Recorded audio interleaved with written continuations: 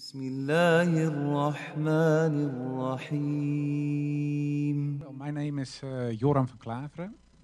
I'm from the Netherlands, and I used to be a member of the PVV. It's probably a party that you do not know, and if you do know, that's something special to know. It's the party of Geert Wilders. Maybe you've ever heard of him, the guy with the blonde hair. It's not his real hair color. I know. But he founded the party in 2006, and it's called the PVV, the Freedom Party of the Netherlands. And the main goal of that party was to make sure that Islam was not able to grow in the Netherlands, and later on, it was the purpose was to ban Islam from the Netherlands in total. Well, I'll come back to that later. Maybe it's interesting that I introduce myself a little bit. My name is Joram van Klaveren, as I said, and I grew up in a very Orthodox Protestant environment. My mother and father were members of the Reformed Church. I have an older brother, a sister, another younger brother. We went to church. We read the Bible. We did all the things that normal Christian people do. But we were we were members of a very strict denomination of the Christian Church. So other religions, were gone astray, in the opinion of the theologians of my church. So that's something that it was not explicitly said, but it's something that you learn during the days that you get raised till let's say 16, 17. I had a certain religious bias towards Islam, not specific Islam, but other religions in general. But Islam was certainly not an option to look at in a positive way whatsoever. I studied religion, comparative religion, when I got older. I went to university. But you take, of course, the things you learn in your upbringing with you. So that's something I did too. I became politically active after 9/11, because September 11, 2001 was the first day of my study of comparative religion. So it was a strange kickoff. After that, we had a murder in the Netherlands. Maybe you've heard of it, Theo van Gogh. He was murdered by a jihadist, a lady who is active in the United States as well, who's from the Netherlands, Ayaan Hirsi Ali. She was in parliament when I was an assistant of a politician back then. So the whole sphere in a political sense and in a social sense was very anti-Islam. Of course, you had the terrorist attacks in London, Madrid, etc., etc. So there was a certain time that the view that people had when it came to Islam became a negative and more negative, more negative. And I think that another thing that's very important that played a role in the way I developed myself is the fact that in Europe there is a historical bias towards Islam because of the historical clashes. And we have crusades from the Christian church towards the Islamic world. There are attacks from Ottoman Empire, for example, on the Christian part of the world. So there have been clashes for hundreds of years, one side, the other side, and the other way around. And the combination of those things, the start of my comparative religion study at September 11, 2001, the fact that Theo van Gogh was murdered, my upbringing, and I think the historical bias of Europe when it comes to Islam, the combination of those things made me want to become politically active.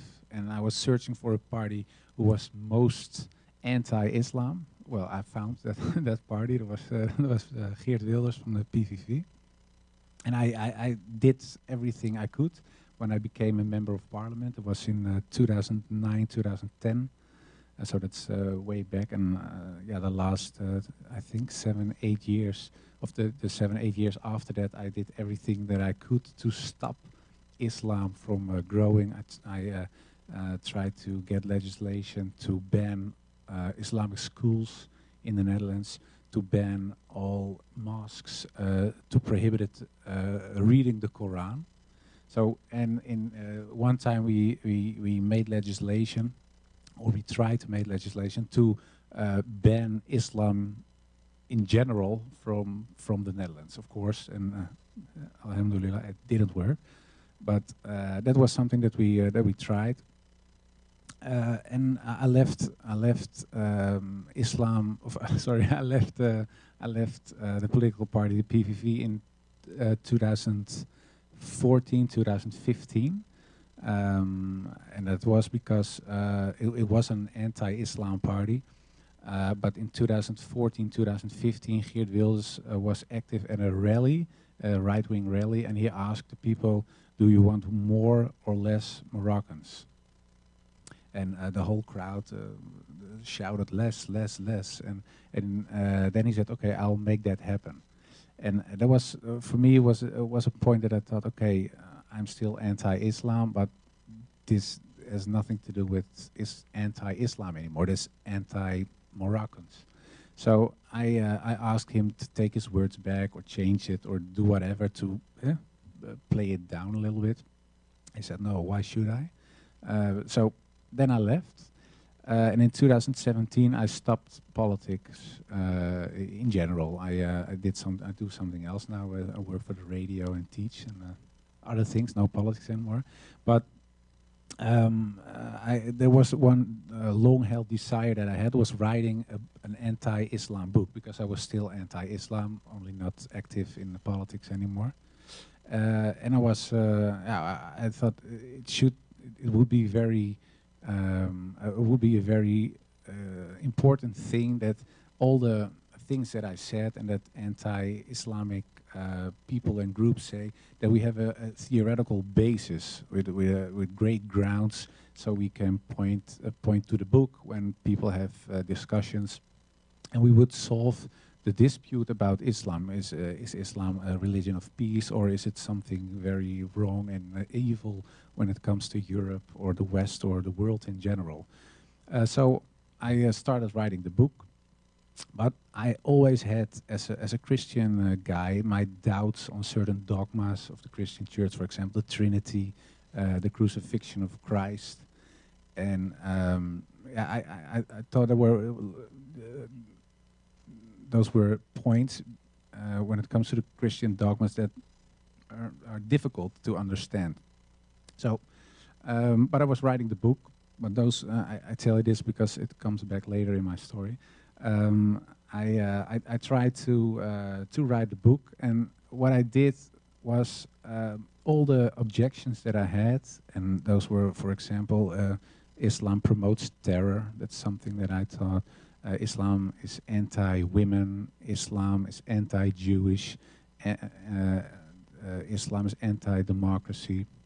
Well, all the prejudices and all the stereotypes when it comes to Islam, I had. And what I did was starting to read and reread the articles and the books that I already read. But at some point, I came across information that was at odds with the things that I was used to read and what I learned in the past. So I started writing letters to several ministers, to imams, and to scholars. And one of those scholars was Abdul Hakim Murad. He's a professor from University of Cambridge.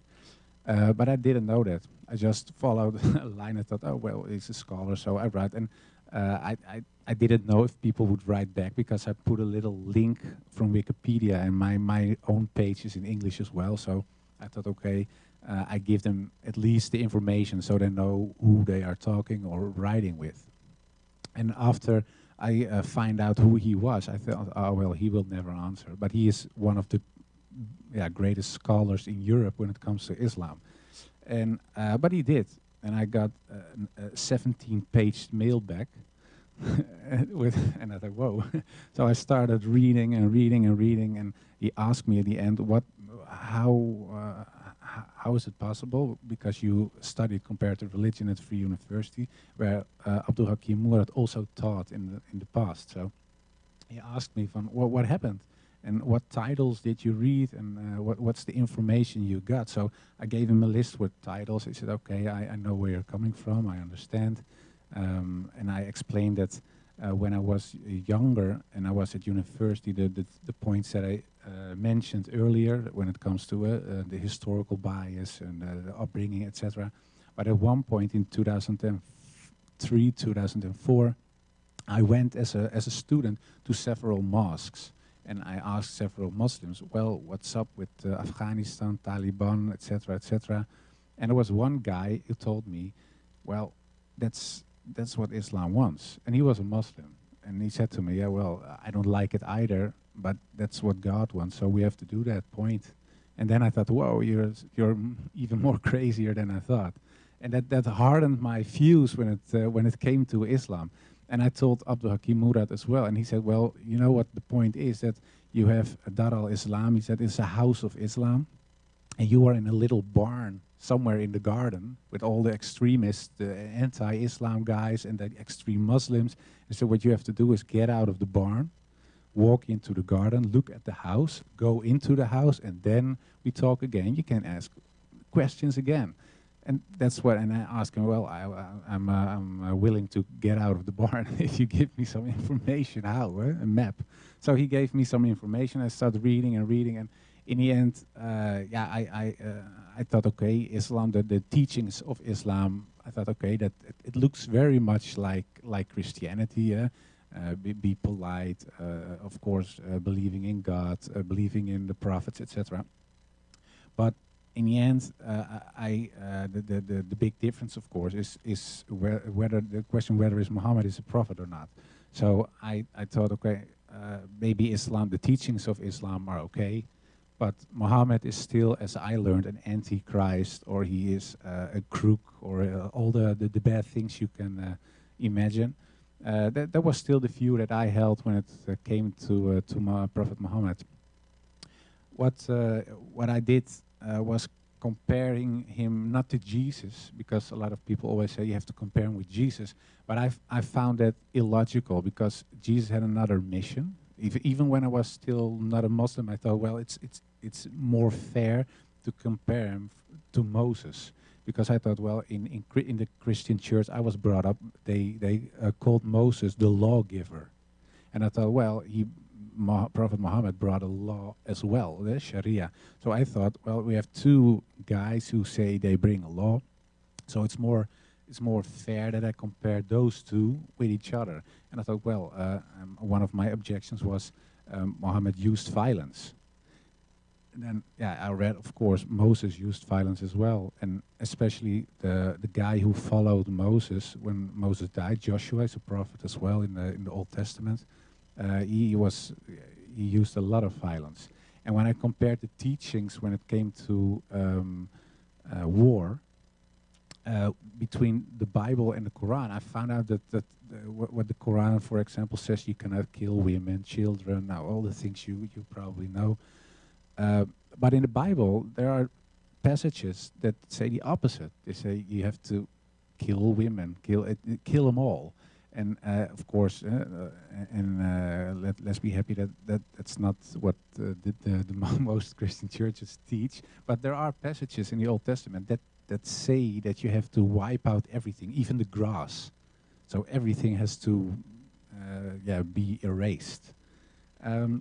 So I thought, okay, when it comes to violence, I can no longer say that Muhammad, because he fought a war, and it was a defensive war, that he is no prophet if I accept Moses and Joshua, for example. So, okay. And then I went to another point and another point, and all the points that my objections against Muhammad, when I compared it to other prophets, I had no grounds anymore. So in the end, I thought, well, maybe they are all no prophets, or Muhammad is a prophet as well. And that was a point for me that I had to look into my heart to see. I still believe in God. Well, if you believe in God, why do you believe God? There is a revelation. If I believe in a revelation, that the revelation is brought by someone or someone's. That's not an English word, but by people, and those people we call prophets. So I thought, okay, then Muhammad is a prophet. And then I realized, well, if I say Muhammad is a prophet and I believe in God, then there is a problem, because then I would be a Muslim, and that's not still something I didn't want to be. And so I talked to a lot of people, and they say, yeah, well, if that's the case, you are a Muslim, whether you like it or not, or you must stop believing in God or something. But I couldn't, and then I thought, okay, I just park it and I don't do anything with it, and I'll leave it for what it is. But yeah, if you are a believing person, whether you're not a Christian or a Buddhist or a Muslim, you want to do something with the things you believe in, especially when it's the core or the cornerstone of your life. And it was still so. I believed in God, and I thought, yeah, I want to abide the laws of God. I want to do something that is good. So I had to do something with my newfound information, and I started looking for a publisher to do something with the book. And the book was not already finished, but most of the parts that I found out and the new information I found out were in the book, but not yet my conversion, because I didn't convert it yet. And I was looking for a Dutch, typical Dutch publisher. So it's called in Dutch. It's called het Kennishuis. It means house of wisdom. But they wrote it in an old style Dutch, and when you write it in old Dutch, it's typical Dutch. Most nationalist guys write it in old Dutch, so you see, oh whoa, he's a real Dutch. So that's what it. And I thought, okay. And the publisher wrote het Kennishuis, so the House of Wisdom, in old Dutch.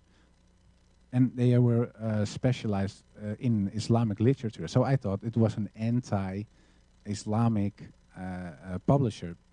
And I wrote them, well, I have a script, and I got it back. And I said, maybe we can meet. And yeah, all of a sudden there was a guy against me, and he was sitting in front of me, and he was a Muslim.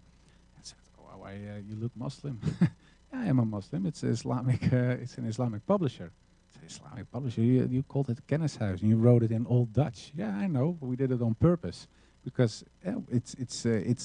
we're in that way we try to reach out for people who think that Islam is not compatible with the West or with Holland in this case.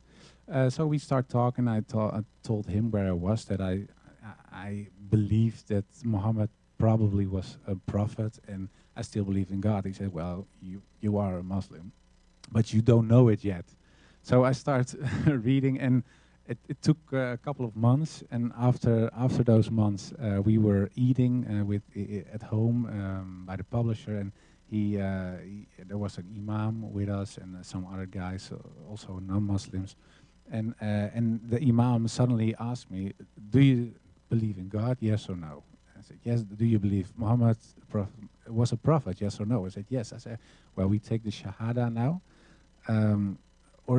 or is it something you do not want to do?" And then I said, yeah, I think deep in my heart I want to do it, but I cannot do it because, of course, because of your family, and yeah, because I was a right-wing nationalist. I cannot become a Muslim. That's ridiculous. But I did, and it made me very happy, and I still am very happy today.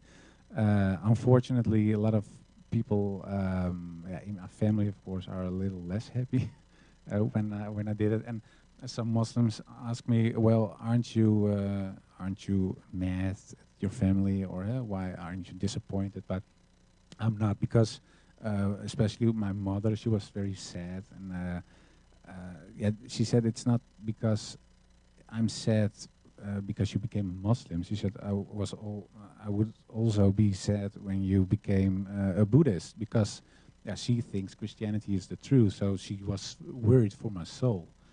So I couldn't be. In the first place, it's hard to be mad at your mother, but especially when somebody is mad or sad out of love. So that's something that I always try to remember. But there are a lot of yeah, of course, the old supporters of the political party I was active in. Yeah, who are not so happy. The usual death threats and stuff like that. But that's not something that holds you back, because yeah, it made me very happy. And the doubts I had, is that what I told about Christianity, the doubts I had when it comes to the Trinity of God and the crucifixion, the fact in Christianity people believe that God had to sacrifice Jesus Christ so he could forgive the world. But at the same time, in the Bible, it says that God is almighty and does what he wants to do. And I always thought as a child, well, if you are almighty as God, why can't you just forgive? Why is there a son who had to die before you can say, okay, I forgive? So I thought it was illogical. I still think Christianity is a nice religion. Only I didn't believe the truth with a capital T. It wasn't there for me anymore. And strangely enough, when I was writing the book, I got Islamic answers to Christian questions. And yeah, that was a point for me that I thought, yeah, it gave me a lot of rest, and my heart and my head resonated. And that's something that I didn't have before. So when I felt that, and of course you believe it, yeah, that made me in the end deciding to become a Muslim, and that's what I did, and I still am, and I'm very happy. That's in short the story. So I think, yeah, no, I don't know what the program is. Do you want to ask question people in the? Let's give him a round of applause for that. That was really touching. Thank you so much. Wonderful. So we're going to do Q&A now, and we'll start with the sisters, and we'll ping-pong back and forth with the brothers. So first for the sisters, inshallah, there's a mic going around, and Brother My Voice will come to you. Just raise your hand if you have a question, inshallah. Jazakallah khair. And it looks like we'll go to Sister Shazia first.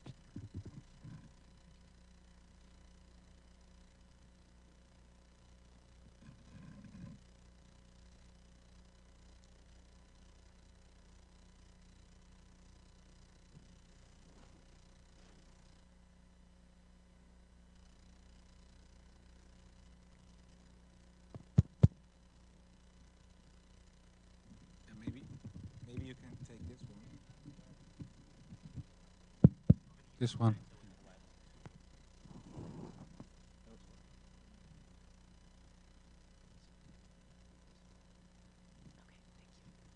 Assalamu alaikum. So I guess what I wanted to ask you was, I personally am a revert to Islam as well. And I come from a household, my parents don't know I'm Muslim. My parents are both very Islamophobic. I think my dad is sort of probably similar to the man you once were. Still love him, you know, just it's not something I can talk about right now as my religion. So I guess my question to you would be, what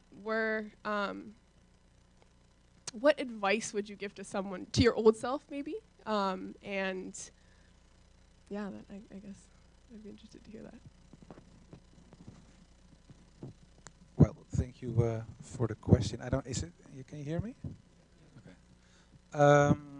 Yeah, it's a good question. What kind of advice do you give to yourself or your father or mother maybe?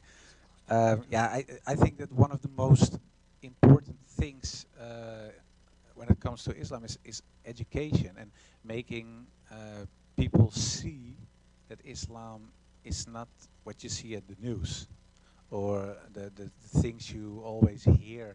And I think in America, I don't know America, of course, because I don't live here, but I think in America there is a certain bias that we all also have in Europe, because a lot of Europeans in the past went from Europe to America, of course. So the historical aversion some people have against Islam because of the clashes there have been are also maybe in the American culture, and especially after 9/11, of course, and bombings and terrorism, etc. But at the other hand, it's not like we think of Christianity when we look at the KKK, for example. It's a Christian organization, but it's not that most of the people don't see the KKK as a Christian organization, but they claim they were or still are. I don't know if they still exist, but when it comes to Islam, people do. They say, okay, we see, for example, ISIS, and that's Islam, and all other Muslims are not real Muslims, or they're pretending to be very democratic or law-abiding, etc. Sorry. But it is a fact that Islam is something else. And my story, I wrote a book about it, and I think in the Netherlands, I think it's very important that people read my journey, because most of the arguments people use against Islam are pointed out in the book, and there's a explanation why it isn't correct. And the book is being translated into English. Is maybe if it is, if they publish it, and I think in a month or 3, you can give it to your father. I'll send it to you, and I'll write something for him in the book, and maybe that opens the door. And it would be nice, of course, if he became Muslim. But if he doesn't, at least he understands better what Islam is and what's probably motivates you to become Muslim.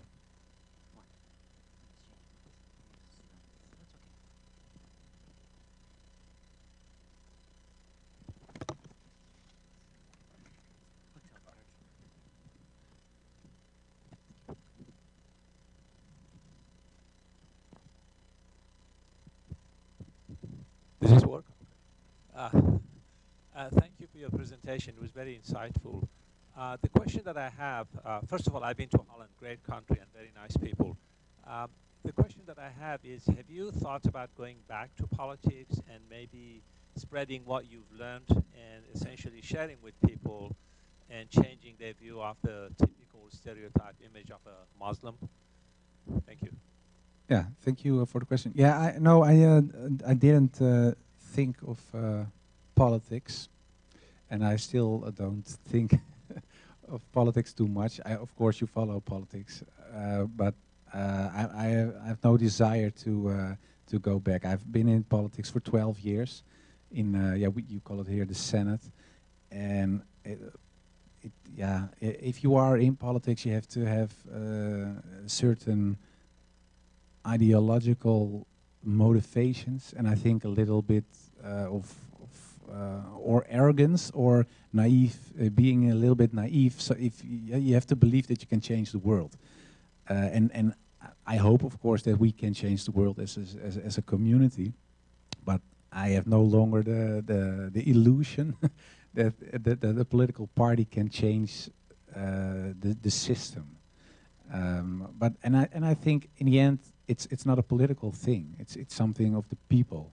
And if people see that Islam is a positive force, and that you contribute to a country, that you contribute to your own community, but also to other communities, that the view of people will change. If I can change, and you don't know me, of course, but I was really anti-Islam. So if somebody then told me, well, in about 5 years you will be a Muslim and you're sitting in the United States of America talking about your conversion to Islam, I thought he was crazy. But it did happen. So I think in the end it's something that that has to come out of the people itself, non-Muslims I'm talking about. And I think that a lot of Muslims, especially in Europe, because I think it's a little bit different here, also have to look at themselves and see why is it that people are always so negative. Because in the Netherlands there are a lot of Muslim youngsters, youth, who are making a lot of troubles. And when they are making trouble, sometimes they shout Allahu Akbar. So non-Muslims associate Islam as a religion because they hear something with Allah, and they see youngsters, for example, throwing in a window with a stone or whatever. So the association is always violence, Islam. And of course they see the news, they see terrorism, they hear people like my old me telling on television, well, this is wrong, they are don't, blah, blah, blah. So the combination makes it very hard for non-Muslims to see Islam in a positive way.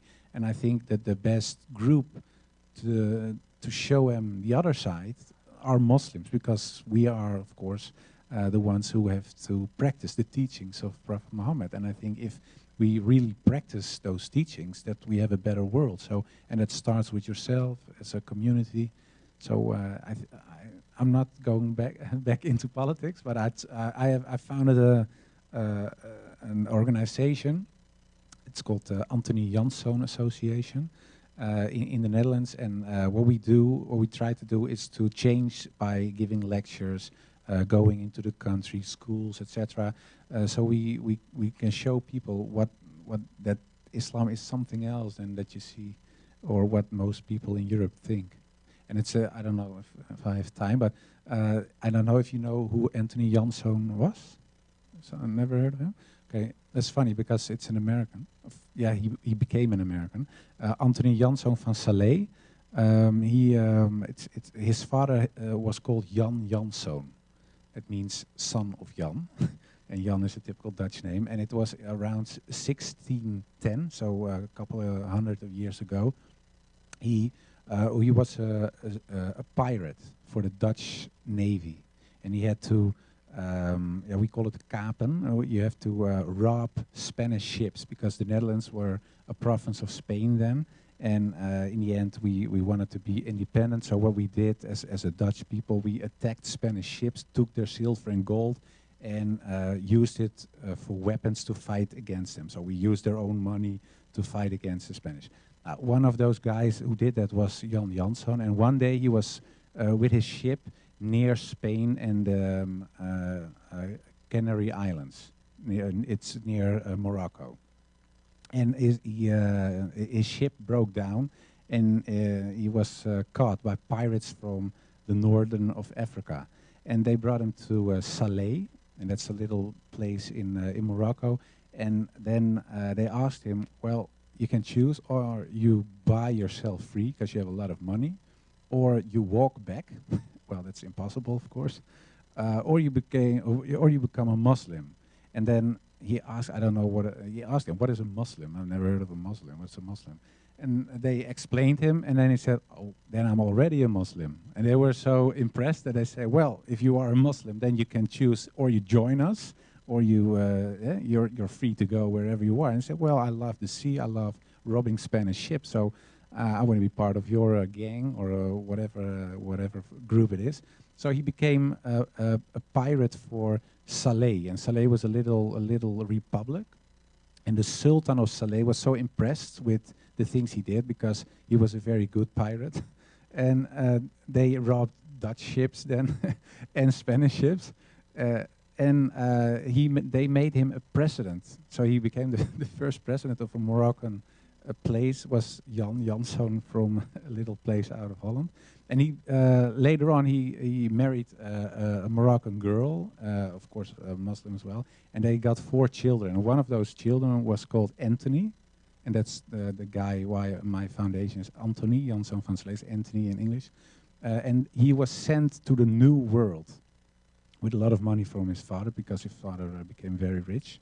And that Jan Janszoon's son, dus Anthony Janszoon van Salé, went to America, because they called this the New World. And it wasn't America yet; it was still part of the British Empire. And he went to a place called New Amsterdam, and it was New York.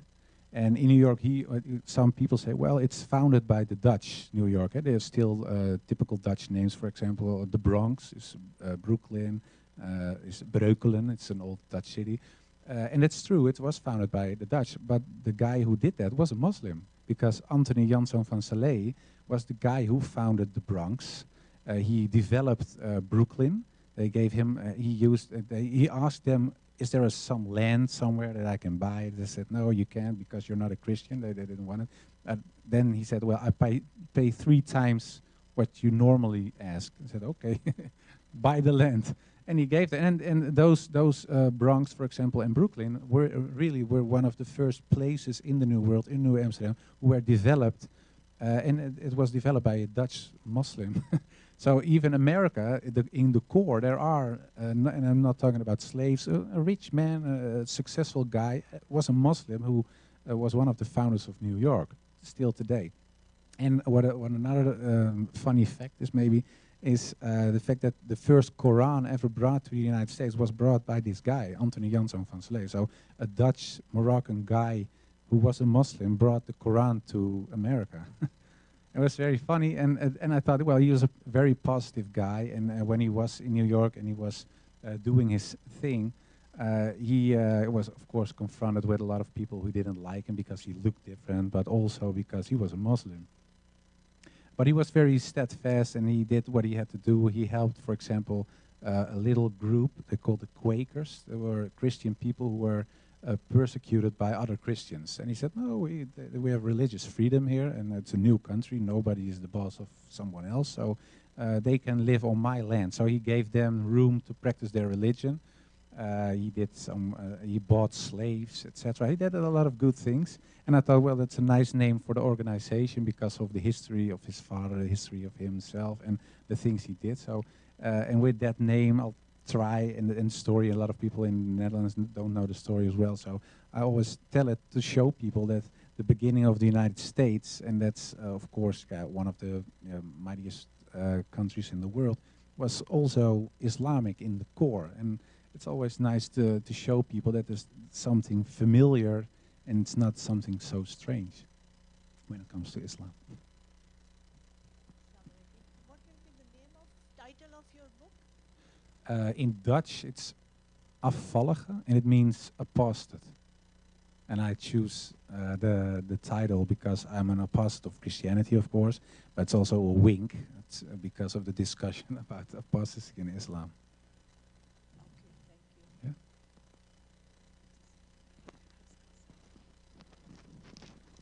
Assalamu alaikum. I don't know, is this working? Salam. Oh, it is, okay. First of all, thank you so very much. I'm originally from what became New York, was New Amsterdam. Okay. And there are a lot of Dutch names that are well known along the Hudson River, and I think the Hudson was, with the explorer was Dutch, and the Roosevelts, the two President Roosevelts, Dutch ancestry. So there's a lot of history, but nobody mentions in America that they're Dutch. Anyway, welcome. And many people don't know that the word California comes from the word Khalifa. Oh, I didn't know. So this is another part of the Muslim history nice. on the West Coast. I'm wondering, when you speak to people, what reaction you get? Do you speak about Islam? Do you find people are curious or more hostile? Are you able to change hostile people to be open-minded? What's your experience? Yeah, of course, in the beginning, and there are still people who are very anti-me because I became a Muslim. But in general, I have to say that most people are more interested than angry. So what happened to you? Why? So that's I think it's a good thing because there is space and room to start talking to each other. And most of the time I ask them, what is your biggest problem with Islam? And most of the time people don't know. So we try to discover while talking what his or her issue is with Islam. And yeah, I even got some emails from people that said, well, after I read your book, of course I'm not a Muslim and I still don't like Islam, but I get it. So that's a little improvement. So I think there is a lot of room, and of course, in the end, it's up to us as a community to show people otherwise. And I think in the end, yes, I'm still positive. I think that it's possible that a lot of people will change, and I think it's something else in Europe, and I don't know how it is in America. There's the secularization, so people stop believing in God. In Europe, most of the people in other parts of the world think that in Europe everybody is Christian, but most of the people, especially in the Netherlands, aren't religious at all. And the fact that they lost their religion, not only in a cultural way, but especially in a religious way, yeah, it creates a hole in people's hearts. Because there's a famous guy, a religious scientist, Eliade is his name. He said, people are always religious. And it's not that you have to be a Christian or Muslim or whatever, but there is something that calls out for something bigger. And he said, because you are designed like that, there's always you crave for God, and in what form isn't so important now. But he said, well, people, and if people lose God, they're going to search for something else. And I think in Europe, people search they want to fill up the gap in their heart with, for example, nationalism. But also with drugs or with partying all the time. They do things to fill the emptiness in their heart, and that's something else. I see big chances for Islam, because I think Islam is the last real religion. And a lot of people, especially when I talk with Protestant Christians, who are very angry all the time when it comes to Islam, but when you talk to them for real and in a calm way, they realize very fast that, for example, the things my problems, theological problems with Christianity, for example, the Trinity, they feel this, they feel what I mean. So that's what I always tell them. I say, you know that it's illogical, and they say, oh well, maybe it's illogical, but so I see big chances for Islam as a religion to grow in a positive way, especially in places where people lost faith in God, and maybe that's a mission. We don't know, but it would be nice. Assalamu alaikum. Alaikum In my day job, I've had the pleasure of going to Holland quite a few times in the last few years, and like many international travelers, I've used Uber to get around the city, in Amsterdam in particular. But I was really disturbed by something, and this is what I was kind of curious about your perspective as it relates to anti-discrimination laws in the Netherlands, as it relates to discrimination against Muslims as they're trying to integrate into the workforce. In particular, I met a Dutch young man who was driving an Uber. He said he was a college grad, born and raised of Pakistani descent, born and raised in the Netherlands. And he said that every time he goes into a job interview, he's asked about his prayer habits and other things that we would, in the U.S., we would find that those are non-starters. Nobody gets asked about those kinds of questions here. And he said to me, do you think I'm driving an Uber because I choose to? I can't get a job. Anywhere I go, I'm facing these kinds of discrimination issues. So anyway, and then he said ultimately, he goes, I identify first as Muslim, then as Pakistani, and then third as Dutch, even though he was born in Holland. And I find that as in this country, we have at least we start from the premise of that there are anti-discrimination laws that protect people when they are applying for jobs. Are there similar protections in the Netherlands, or are they coming? Because I worry about that this large Muslim Moroccan population, for example, or Pakistani is being, kind of isolated in a ghetto where they are, or a mental ghetto where they really are not able to contribute more faithfully to society as a whole, and are identifying with their ethnic background as opposed to, like you are, for example, of the people and contributing broadly to the Netherlands. Yeah, very good question. Yeah, in the Netherlands there are a lot of anti-discrimination laws. Of course we have a constitution as well, and the first article in the constitution is that all people should be treated equal, no matter of race, religion, etc., etc. So there are a lot of laws like that in the Netherlands. But there's also discrimination, and I think that discrimination is something that you see all over the world. All minorities. I talked to some people from Lebanon yesterday. They told me that people from Syria who fled to Lebanon are discriminated because they are from Syria and they're refugees, and they're a burden for them. The same, it's what you see in Turkey, and in the Netherlands you see that with Moroccan people or Turkish people, and they are not refugees, but I think most of the time the majority in countries is skeptical about minorities in general. But yeah, fortunately, we have laws that have to prevent people from discrimination. But that's not always enough, because when it comes to especially commercial companies, they can always say, no, he didn't have the papers that we were looking for, or he has a weird smile or whatever. So that is a big problem. It is, and I don't have an answer for that problem. But in the end, you see that especially the third and the fourth generation in the Netherlands are doing so much better. People starting their own companies. You have Islamic lawyers, you have Islamic doctors, engineers. So in the end, and it takes a lot of time, and that's not a nice thing, of course, but it takes a lot of time to walk through the institutions, as they say in Dutch. And I believe it will change. Only it takes so much time, and that's something that a lot of people aren't willing to wait for, of course.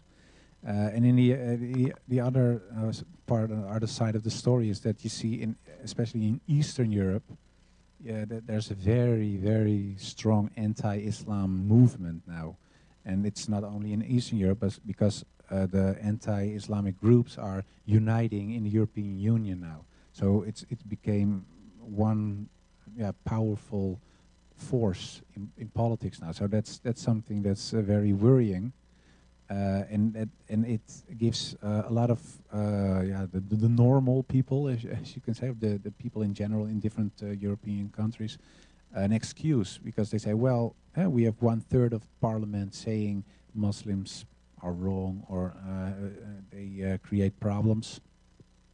It isn't that bad if we discriminate, because we know they cause problems. So it's something that works on several ways, and it's very worrying. But I think the most important thing is educate people, telling people that it's wrong what they are doing. And I think it's also important to promote Islam and help each other. So if there is a guy with a successful company who is a Muslim, he can always help other Muslims, for example, when it comes to, we call it stages, I don't know, the internships, for example. So you can help each other as a community. It's an obligation. So why wouldn't you do that? So I don't have a complete and satisfying answer, but this is what it is. Assalamu alaikum. Alaikum salam. I have two questions, if I may.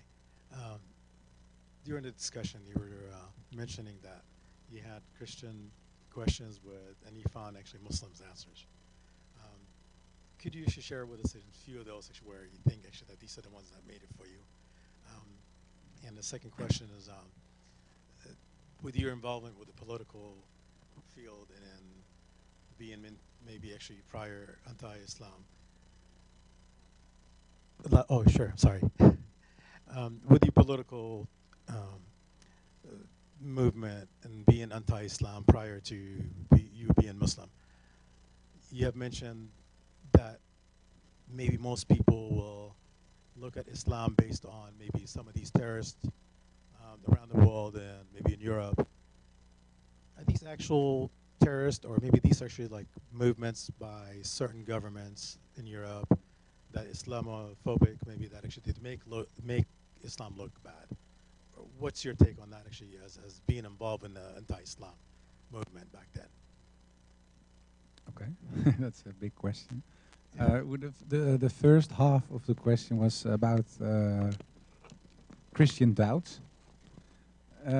My doubts had to do with especially with the Trinity, because in Christianity we believed that God exists as one being, but in three persons: God the Father, God the Son, that's Jesus Christ, and the Holy Spirit. And I always found it very hard to understand the concept, because in Christianity, Jesus Christ dies on the cross, but he is God, so God dies.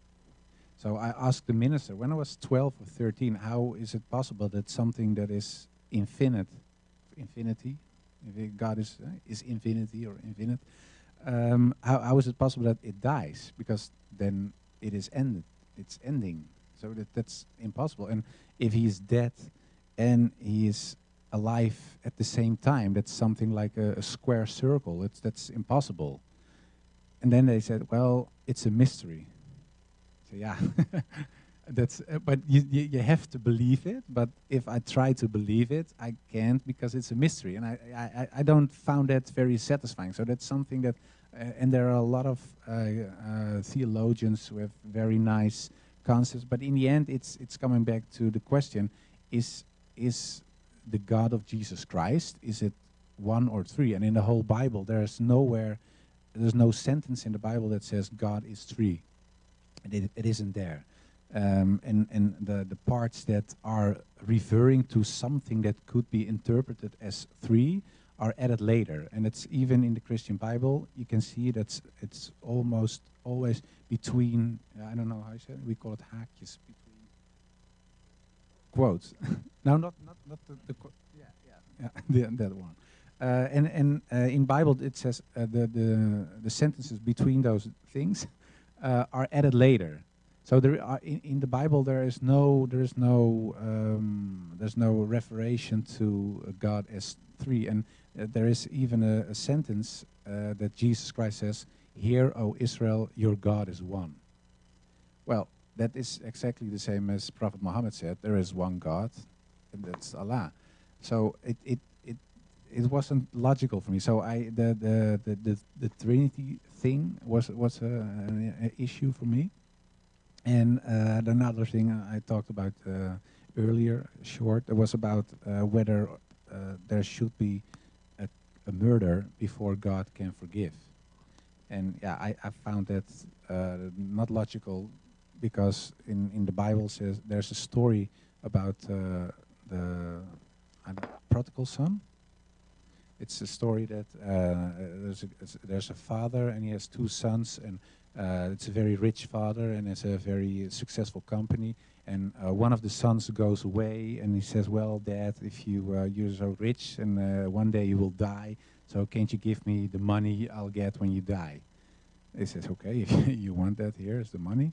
And he goes away and he does everything he shouldn't do. He is partying all the time, going to hookers, and I don't know what he does. And he comes back, he's totally wasted, and he doesn't feel like a man anymore. And he says, "Well, what am I doing suddenly? I wish I'd never gone away." And he regrets it very much. And after a few years, he goes back to his father. And his father sees his son coming, and he says to his assistant, "Well, bring him the best clothes that you have, put a silver ring on his finger, and let's celebrate that my lost son is back." But the other son says, "Well, ho, I was working all the time for you. I did everything that I had to do. I abide the law, we pray together to God, and weird Willie there goes and does everything wrong, and you are celebrating his return." And it's a story that Jesus tells in the Bible, and then the apostles, the people around, the Jesus followers ask, "Okay, what's the point here?" And Jesus says, "Well, okay, the father is happy that his son returned after he did so much things wrong. He still accepts him. And there is no condition, there's no son or whatever who had to die first, or there's no slapping or no screaming, there's nothing. He just forgives his son." And it was for me, I thought, yeah, well, the prodigal son story that Jesus tells, it's almost 180 degrees opposite of one of the dogmas of Christianity, because if Jesus tells this story to show the Rahmah of God, how is it that the Christian church teaches that God wants to see someone gets killed first? So there was another point for me that I thought, well, the Islamic narrative is much more logical, and it's in a sense even more Christian than the Christian teachings. The other part of your question, I forgot, sorry. some of these suicidal bombers, were they actually like suicidal bombers, or these are just a Islamophobic movement actually trying to advertise actually for these people being around? You know, as part of actually propaganda. Or Okay, no, well, yeah, in the Netherlands, well, I think terrorism is a real problem because you see, for example, Theo van Gogh, he was murdered, and he was murdered in the town where I live by a guy who was very known in the area, Mohammed Boucheri. Yeah, and he killed him. Yeah, we literally seen the guy doing it. He was shooting with a gun. After that, he slit his throat. He pulled a sword in his stomach. He was butchered. And the same you have in France, for example, in Paris, in Belgium, and in other parts of Europe. Well, of course, in the United States as well. So I think terrorism is a real problem, and I think there are Muslims or people who call themselves Muslims who do very bad things. But that's not a reflection of the religion. And that's what I told earlier. It's the same that there were in the United States were white guys, Christian guys who burned black people and burned crosses in their backyard and lynched people, hanged them on trees, etc. But then they said, well, we are real Protestant Christians. They even hated Catholics. But that's not a reflection of the teachings of the Christian church. So it's of course unfair to judge a whole religion and more than 1 billion people on the sick things a small marginal part of the group is doing. And I think that it counts for all religions. I think most of the religions reflect something good. And yeah, of course, I think that the whole truth with capital T is in Islam. But still, I don't know that if other I still don't think that other religions are totally wrong or people should be killed or etc. etc. And when it comes to terrorism, I think it's a real problem. I think that people should be punished who act like terrorists. And at the same time, I think it's not a reflection of Islam. There are psycho people in the world, and there are Christian psychos, there are Buddhist psychos in Myanmar, there are people in China who are treating Uyghur Muslims as beasts. Those people are psycho. So there are a lot of psycho people in the world, but it's not a reflection of the religion, not of Islam and not of Christianity, and I don't think it's a reflection of Buddhism as well, how they treat in Myanmar Muslims. Okay, let's give a round of applause to our special guest. Jazakallah khair.